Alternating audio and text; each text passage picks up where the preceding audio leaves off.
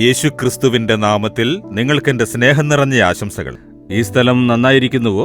കണ്ടോ, മനോഹരമായ മലനിരകൾ, കടൽ.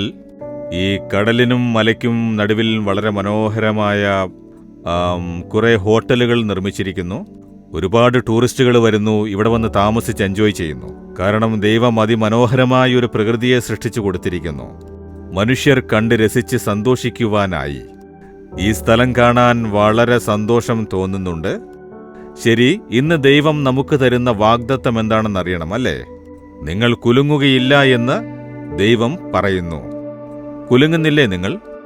കുറച്ച് കുലുക്കമുണ്ട് ബ്രദർ.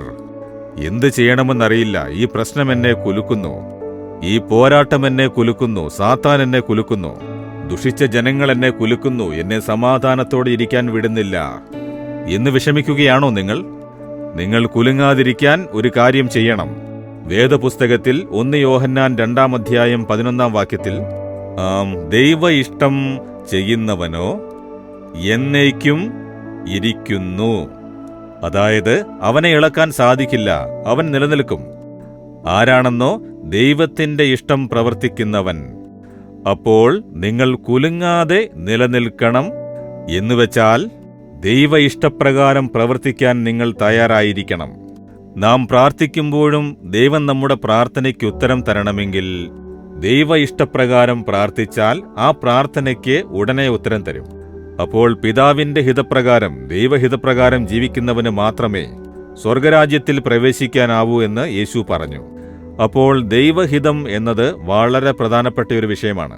അതെങ്ങനെ മനസ്സിലാവും എന്ന് ചോദിച്ചാൽ, വേദപുസ്തകത്തിൽ ദൈവഹിതം, ദൈവത്തിന്റെ ഇഷ്ടം എന്താണ് എന്ന് ധാരാളം എഴുതിയിരിക്കുന്നു.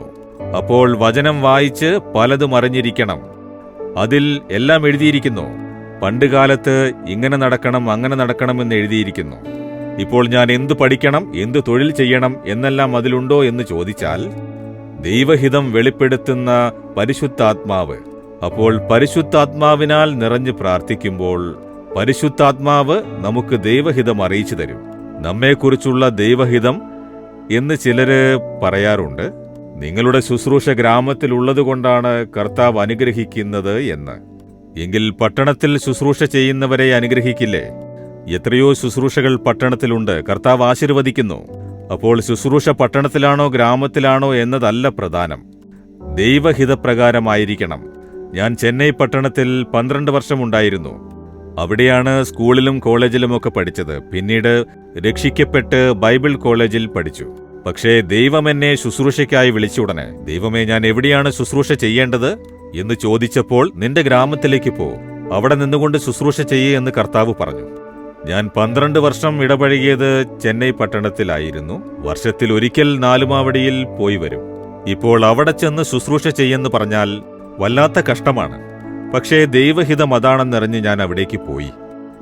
ഈ ദൈവഹിതപ്രകാരം ഞാൻ നടന്നതുകൊണ്ട് ഈ ശുശ്രൂഷയിൽ ദൈവത്തിന്റെ സംരക്ഷണമുണ്ട്, ആശീർവാദമുണ്ട്. ഞങ്ങൾ നിലച്ചു നിൽക്കുന്നു, ആർക്കും അനക്കാൻ കഴിയുന്നില്ല. അപ്പോൾ നിങ്ങളുടെ ജീവിതത്തിൽ നിങ്ങൾ ബിസിനസ് ചെയ്താലും ദൈവഹിതപ്രകാരം ചെയ്യണം. മക്കളെ പഠിപ്പിക്കുമ്പോഴും ദൈവഹിതപ്രകാരം ചെയ്യണം. വീടുണ്ടാക്കിയാലും ദൈവഹിതപ്രകാരം ചെയ്യണം. എന്ത് ചെയ്താലും ദൈവഹിതമറിഞ്ഞ് അതുപ്രകാരം ചെയ്യൂ. നിങ്ങൾ നിലച്ചു നിൽക്കും, ആർക്കും അനക്കാൻ സാധിക്കില്ല. ശരിയല്ലേ? എവിടെയോ മിസ് ചെയ്തു അല്ലേ? ദൈവഹിതം ചോദിച്ചില്ല, ശ്രദ്ധിച്ചില്ല. നിങ്ങളുടെ ഇഷ്ടപ്രകാരം ചെയ്തതുകൊണ്ടല്ലേ ഈ പ്രശ്നം. ഇന്നെങ്കിലും ദൈവത്തോട്, എന്നോട് ക്ഷമിക്കണമേ ദൈവമേ, ഇനി അങ്ങയുടെ ഹിതപ്രകാരമേ ഞാൻ പ്രവർത്തിക്കൂ എന്ന് പറയൂ. ഇന്ന് തന്നെ ഒരു മാറ്റമുണ്ടാകും. പറയുമോ? ദൈവമേ, അങ്ങയുടെ ഹിതപ്രകാരം പ്രവർത്തിക്കുകയാണെങ്കിൽ ഞങ്ങളെ ആർക്കും അനക്കാനാവില്ല, ഞങ്ങൾ നിലച്ചു നിൽക്കും എന്ന് പറഞ്ഞിരിക്കുന്നു. ഞങ്ങൾക്ക് എവിടെയോ തെറ്റുപറ്റി, ക്ഷമിക്കണമേ. ഇനി അങ്ങയുടെ ഹിതപ്രകാരം നടക്കും, ജീവിക്കും എന്ന് ഈ മകൻ പ്രാർത്ഥിക്കുന്നു, ഈ മകൾ പ്രാർത്ഥിക്കുന്നു. ദയവായി ക്ഷമിച്ച് ഇന്നൊരത്ഭുതം ചെയ്യണമേ. ഇനി ദൈവഹിതപ്രകാരം ജീവിക്കുവാൻ അവർക്ക് വഴി കാട്ടണമേ.